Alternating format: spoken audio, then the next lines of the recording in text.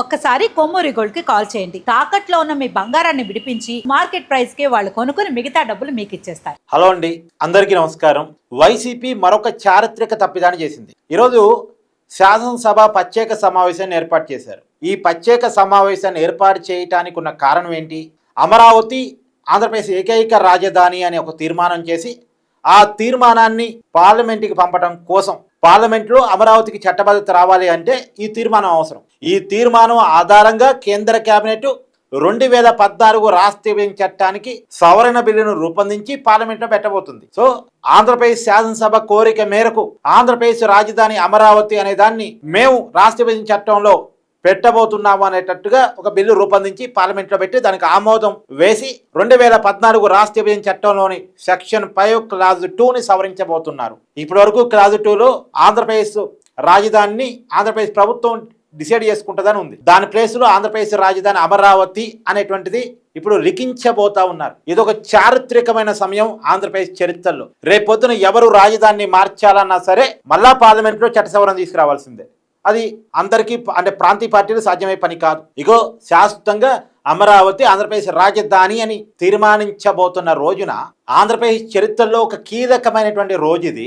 మరి ఈ రోజు ఈ ప్రత్యేకమైనటువంటి శాసనసభ సమావేశానికి వైసీపీ రావాలిగా. సరే, మిగతా సమావేశానికి రానియండి, రాకపోనియండి, అది వదిలేయండి, అది వేరే చర్చ. కానీ ఈ రోజు ప్రత్యేకించి ఆంధ్రప్రదేశ్ రాజధాని అమరావతి అని ఒక డెసిషన్, అంటే ఇప్పటికే డెసిషన్ అయిపోయింది, కానీ టెక్నికల్గా అసెంబ్లీ ఒక తీర్మానాన్ని ఆమోదించి పార్లమెంట్ చట్టబద్ధత కోసం పంపిస్తున్న సమయంలో ఇది ఒక కీలకమైన ఘట్టం అనుకుంటున్న సందర్భంలో రావాలి కదా వైసీపీ. వస్తే వైసీపీకే అడ్వాంటేజ్. ఇప్పటిదాకా వైసీపీ మీద ఉన్న ముద్ర ఏంటి?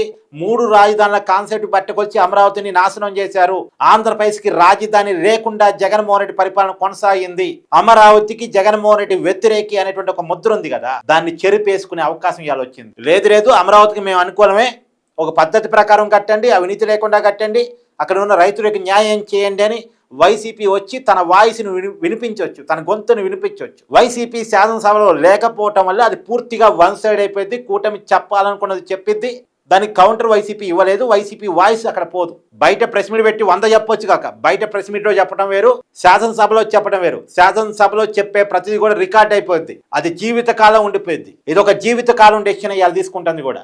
ఇక మళ్ళా మార్చడానికి అవకాశం లేకుండా ఆంధ్రప్రదేశ్ ఉన్నన్నాళ్ళు అమరావతే రాజధాని, ఈ భూమి ఉన్నంతకాలం, భూమి మీద ఆంధ్రప్రదేశ్ రాష్ట్రం ఉన్నంతకాలం ఆంధ్రప్రదేశ్ రాజధానిగా అమరావతి వర్ధిల్లుతున్నటువంటి సమయంలో, దానికి సంబంధించిన తీర్మానాన్ని ప్రవేశపెడుతున్న సమయంలో, చారిత్రక ఘట్టంలో వైసీపీ కంటూ ఒక రోల్ ఉంచుకోవాల్సింది పోయి, వైసీపీ కంటూ ఒక వాయిస్ని రికార్డెడ్గా ఉంచుకోవాల్సింది పోయి, ఇవాళ వైసీపీ సభ నుంచి అంటే సభకి రాకుండా, అసలు పైగా వైసీపీ అధినేత వైఎస్ జగన్మోహన్ రెడ్డి గారు బెంగళూరు వెళ్ళిపోయారు.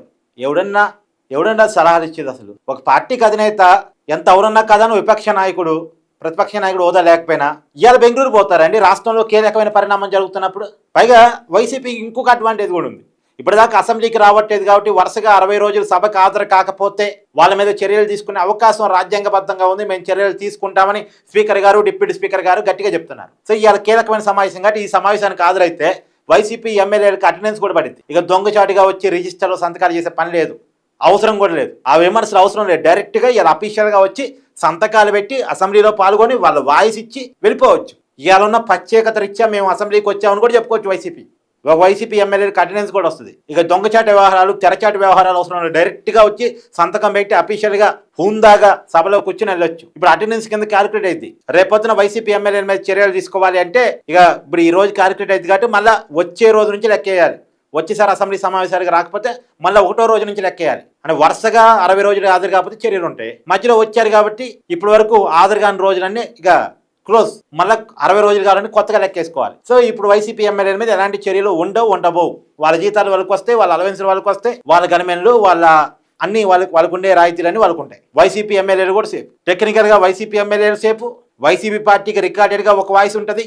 చరిత్రలో ఒక కీలకమైన అధ్యాయంలో వైసీపీకి ఒక పాత్ర ఉన్నట్టుంటుంది. రావాలి కదా ఇవాళ అసెంబ్లీకి. సో వైసీపీ మరొక కీలకమైన తప్పిదాన్ని ఈరోజు చేసింది. మీ అభిప్రాయాన్ని కామెంట్ చేయండి.